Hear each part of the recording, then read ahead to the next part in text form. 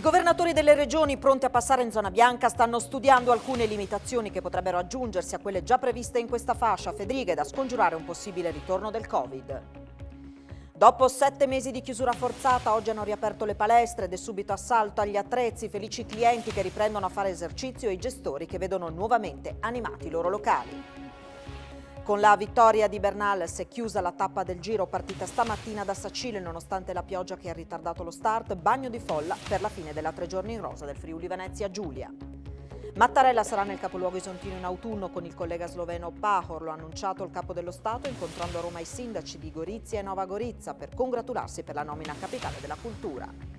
C'è anche il friulano Alessandro Pozzetto tra le migliori voci della musica gospel italiana chiamate a partecipare a The Journey, il tour che Andrea Bocelli sta realizzando lungo la via Francigena.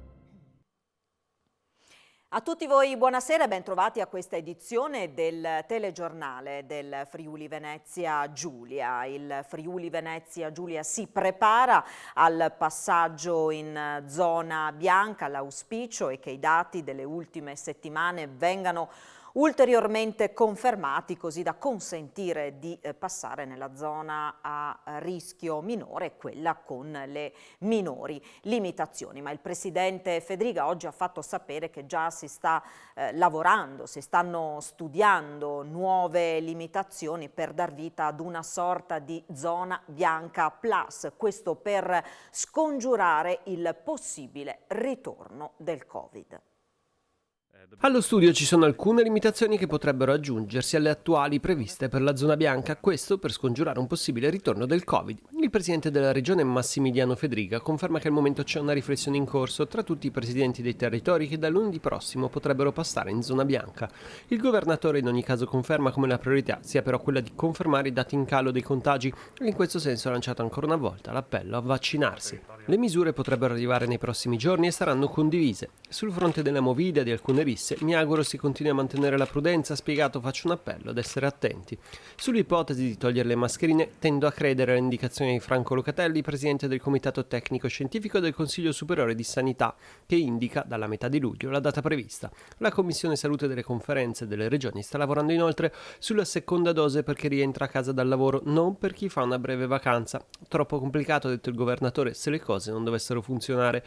Ha specificato, pur aprendo a possibili accordi bilaterali tra regioni. Infine, Fedriga ha espresso forte dolore per la tragedia avvenuta a Stresa, dove una funivia è caduta e sono morte 14 persone. Bisognerà fare un approfondimento veloce su quanto avvenuto, in quanto ci sono stati 2 malfunzionamenti tra la rottura del cavo di traino e il freno di emergenza che non si è attivato. Gli impianti della regione, ha specificato, sono controllati in maniera regolare. E intanto oggi in Friuli Venezia Giulia si contano solo 2 nuovi casi di contagio da Covid.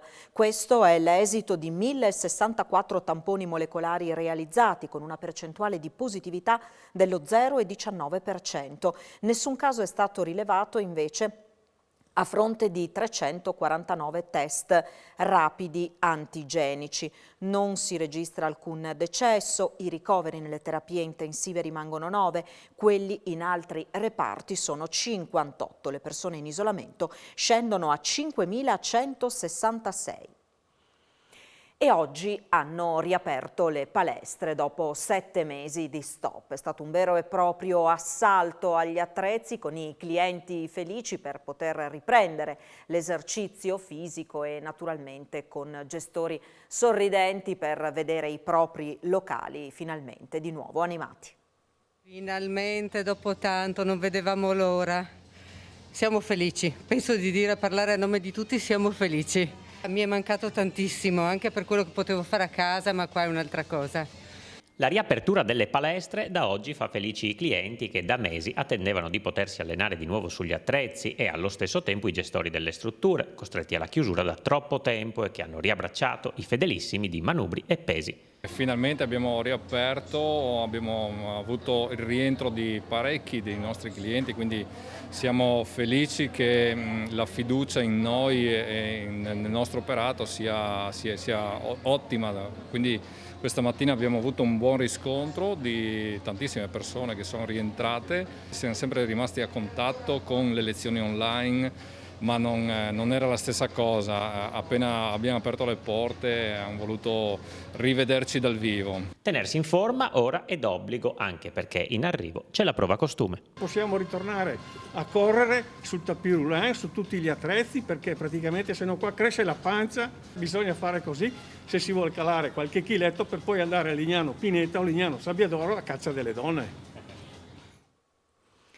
E adesso parliamo di vaccini e in particolare di vaccini ai calciatori nella giornata in cui i giocatori della nazionale si sono sottoposti alla somministrazione della seconda dose del vaccino contro il Covid. Parliamo invece dei bianconeri che si sono vaccinati ieri sera al lab vaccinale che è stato allestito proprio allo Stadio Friuli. Lo hanno fatto al rientro dal Meazza, dove si è disputata l'ultima partita di campionato contro l'Inter. Soddisfatta la presidente di Confindustria Udine, Mareschi Danieli, che dice giusto sfruttare questa struttura che, ricordiamo, è nata per le vaccinazioni dei lavoratori delle imprese associate di Confindustria. Giusto, dice, allargare il bacino.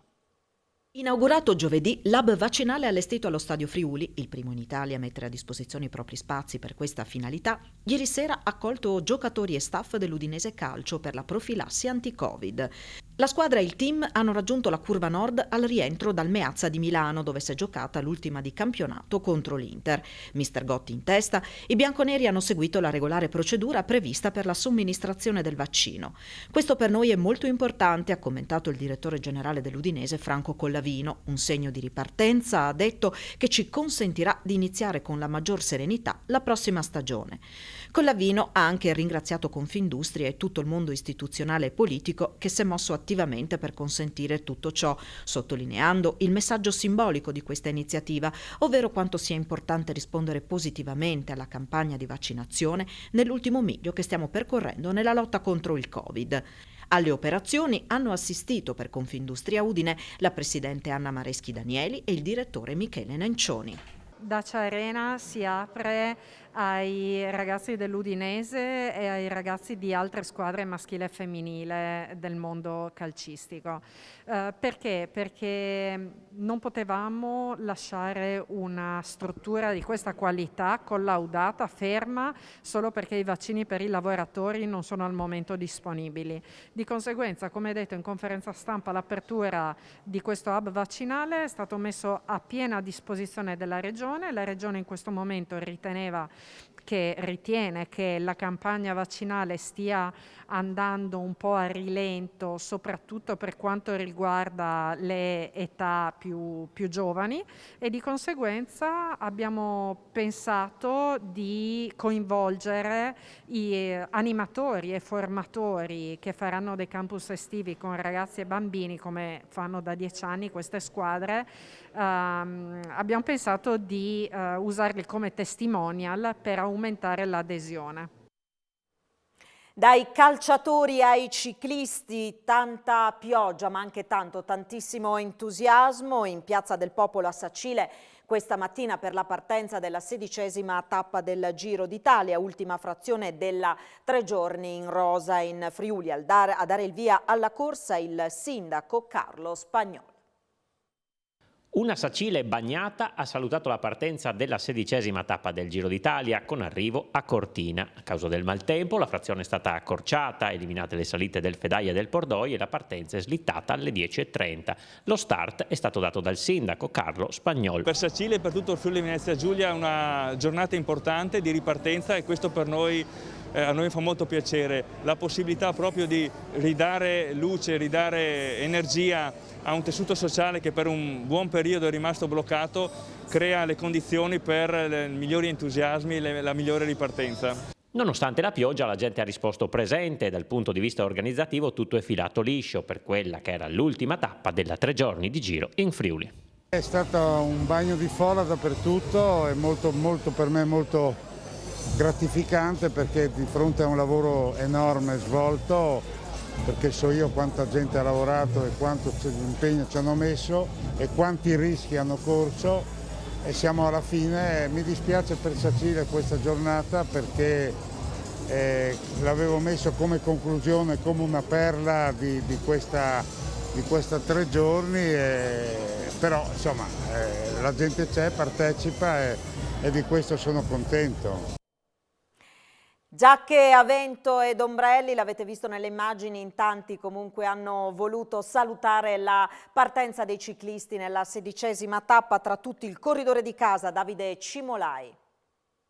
Il giro arriva a Sacile, insomma. Sì, finalmente dopo qualche anno che non passava di qui è giusto che torni in questa bella zona del Friuli.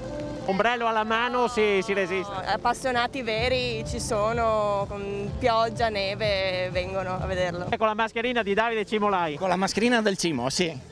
Siamo tremendamente appassionati di ciclismo e siamo super fan di Davide, chiaramente, che è il nostro campione di zona. L'emozione del giro a Sacile. È una gran bella tappa, è una gran bella soddisfazione avere il giro, una partenza qui a Sacile, secondo me dà tanto di sport e una bella soddisfazione dopo un'uscita da questa pandemia. Emozionate? Sì, anche bagnate, ma pazienza. Va bene lo stesso? Si fa il tifo per chi? Davide Cimolai? Sì. Beh, in particolare sì per lui, però con questo tempo sono tutti eroi e quindi facciamo il tifo per tutti. La professoressa delle scuole elementari, no, mi ha fatto fare il puzzle, i bambini l'hanno messo i nomi e pitturata. Per chi si fa il tifo oggi? Per il mio corridore qua locale, Cimolai. Viva Cimolai! Viva Cimolai! Sicurezza garantita a Sacile dal lavoro svolto dalle forze dell'ordine coordinate dalla questura di Pordenone. Sul palco sono anche stati premiati gli agenti friulani che si sono distinti nel recente passato sulle strade della regione.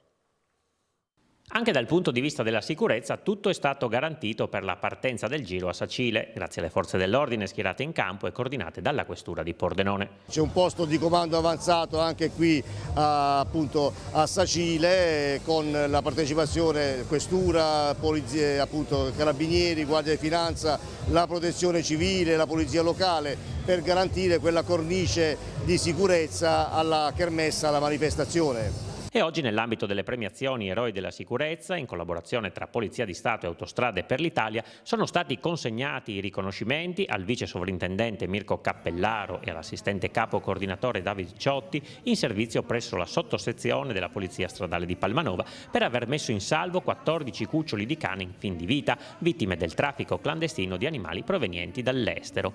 Riconoscimento anche per Gian Antonio Faoro del Tronco di Udine di Autostrade per l'Italia per la prontezza di reazione dimostrata nel bloccare il traffico che, in piena tempesta, rischiava di essere inondato dal fango a seguito di un inevitabile smottamento. Entrambi gli episodi sono accaduti a dicembre. Oggi le premiazioni sul palco rosa.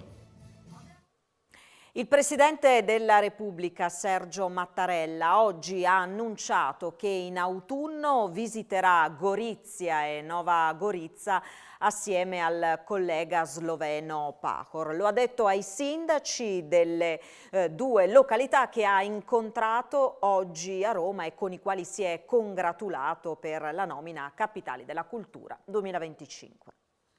Un ulteriore tassello verso il 2025. I primi cittadini di Gorizia e Nova Gorica, Rodolfo Ziberne e Klemen Miklavic, hanno incontrato a Roma il Presidente della Repubblica Sergio Mattarella, che si è congratulato con loro per la nomina delle due città a Capitale della Cultura 2025, annunciando per l'autunno una sua visita tra le due città. Abbiamo rappresentato i sentimenti di gratitudine di tutto il nostro territorio per il vivace sostegno che ha dimostrato nei suoi diversi interventi insieme anche al collega Pahor. grande notizia, ha confermato che in autunno, la data è ancora da destinarsi, naturalmente la condivideremo, in autunno perciò insieme al Presidente Pahor verranno a Gorizia. Un altro momento importante, abbiamo parlato anche di economia, abbiamo parlato anche di zona economica speciale europea, anche a suo avviso potremmo individuare tra Gorizia e Novo Gorizia un vero e proprio laboratorio anche di natura economica e fiscale, un laboratorio che possa servire anche a tutta Europa. Grazie Presidente. La cronaca versa in condizioni critiche un uomo di 40 anni che questa mattina è stato investito a Tavagnacco nel posteggio privato di una pizzeria nella zona della rotonda di via Enrico Fermi dopo essere sceso dalla sua macchina. Alla guida dell'auto c'era una donna di 40 anni di Udine rimasta illesa. Rilevi accertamenti della polizia locale di Tavagnacco. L'uomo è stato trasportato d'urgenza all'ospedale di Udine in pericolo di vita.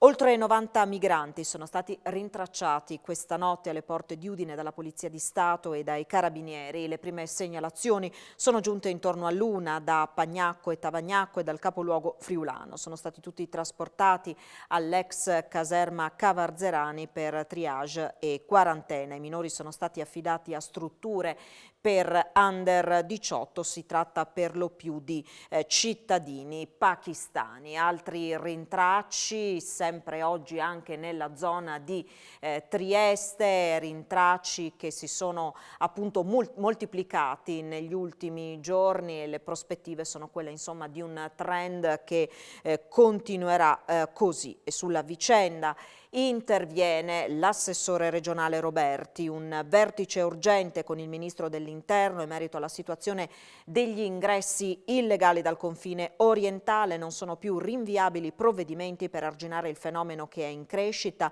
e che con l'arrivo dell'estate potrebbe assumere dimensioni preoccupanti. L'inerzia va superata, la questione va affrontata concretamente senza contrapposizioni di carattere ideologico. A rinnovare la richiesta già manifestata dalla Commissione Immigrazione della Conferenza delle Regioni è appunto l'assessore regionale alla sicurezza Pierpaolo Roberti. Dopo gli ultimi rintracci, in particolare di 34 migranti irregolari nella zona di Muggia, lungo la statale 15.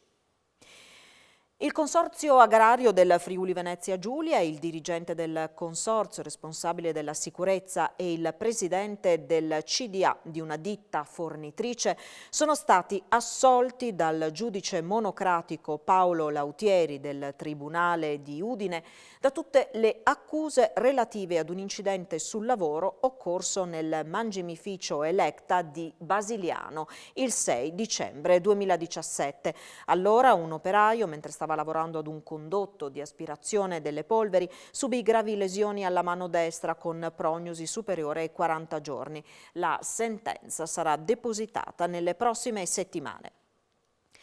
E l'assessore alla sicurezza del comune di Udine, Ciani, ha deposto durante il processo che lo vede accusato di diffamazione su querela di 7 ex assessori del Partito Democratico delle 2 giunte ONSEL per un virgolettato risalente al novembre 2018 nel quale si affermava che le precedenti amministrazioni comunali erano dalla parte dei delinquenti. È stato un errore di comunicazione, ha detto Ciani.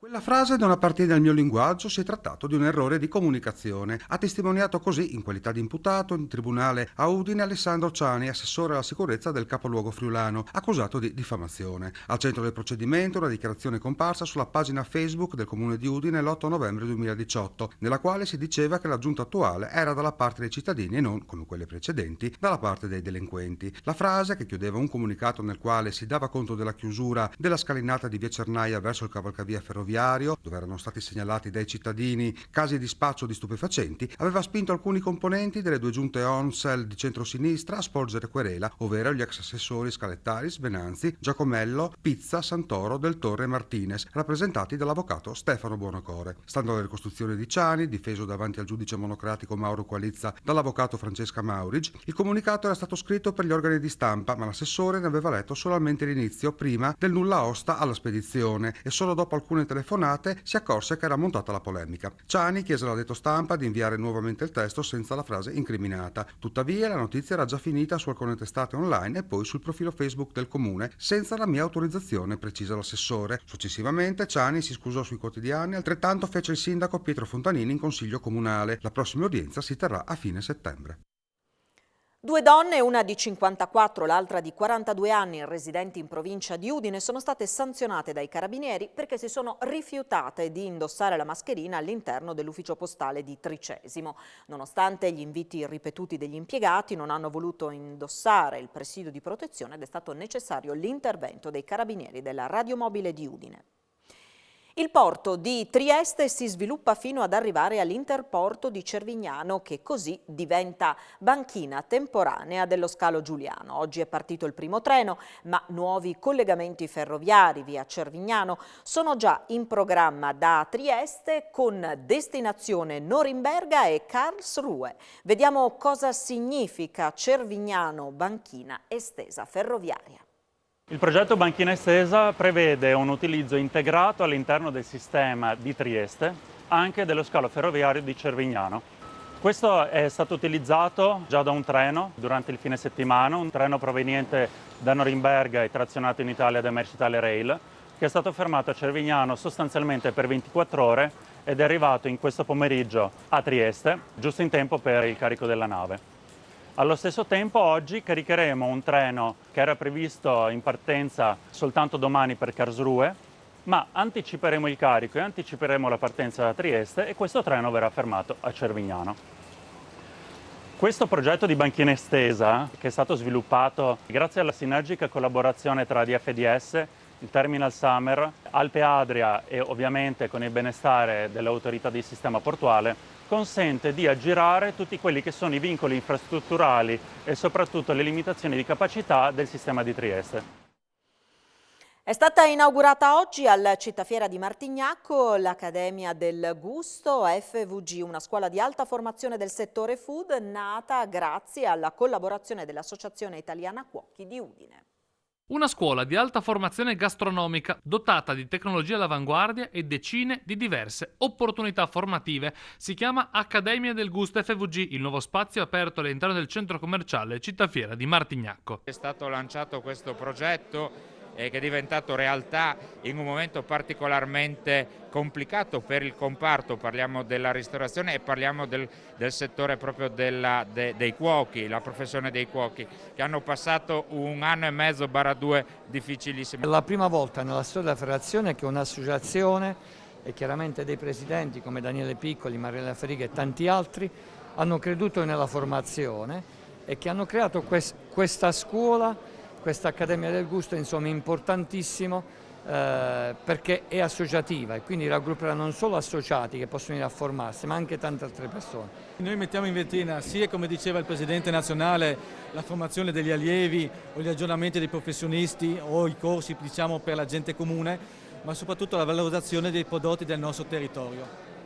Certamente è uno spazio molto importante per Cittafiera, ma io credo che sia molto importante per il Friuli, perché è un centro moderno di formazione che formerà i prossimi giovani cuochi del futuro e li formerà con delle metodologie moderne all'avanguardia e questi diventeranno i brand ambassador dell'eccellenza dei prodotti enogastronomici friulani. È di Alessandro Pozzetto la voce gospel friulana scelta per il tour del tenore Bocelli. C'è anche il friulano Alessandro Pozzetto tra le migliori voci della musica gospel italiana, scelte per comporre il nuovo coro Sole Voci Gospel Friends, diretto dal maestro Fausto Caravati, che ha debuttato nei giorni scorsi in Toscana partecipando a The Journey, il tour che Andrea Bocelli sta realizzando lungo la via Francigena. Un viaggio spirituale destinato a trasformarsi in docufilm. All'abbazia di San Galgano, Pozzetto ha accompagnato, oltre al celebre tenore italiano, anche la cantautrice statunitense Tori Kelly.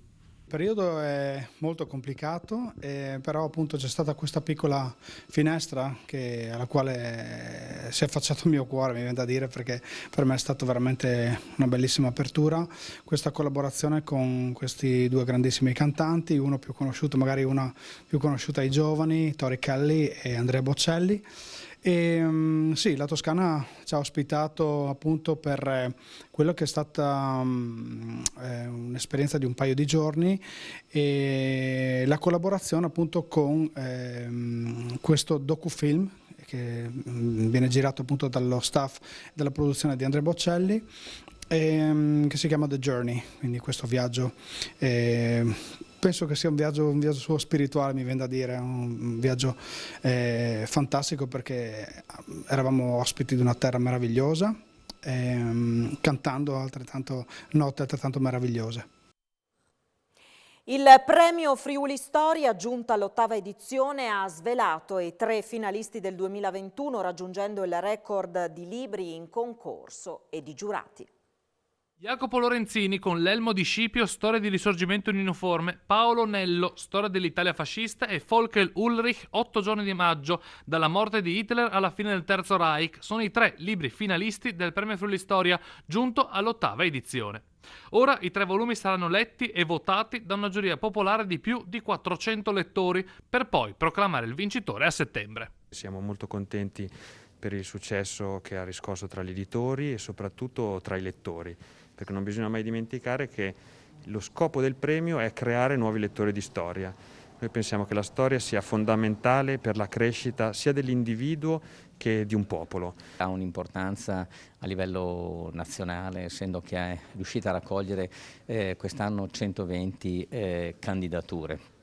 Però proprio in virtù di questo grande successo a livello nazionale e volontà nostra, della Fondazione Friuli e anche del Comune di Udine, di riportarlo molto più vicino al territorio. Ma la grande forza del Premio Friuli è stata prima di tutto quella di riuscire a investire su una nicchia di grande qualità che riesce a fare la differenza all'interno di un'offerta culturale generalista. E l'altra grande forza è stata proprio quella di basarsi sul lavoro e sui rapporti nelle scuole, e la presenza di tanti elaborati da parte delle scuole in un momento così complesso e così difficile da gestire dà grande ritorno di quello che è l'attaccamento di tutto il territorio a questo premio.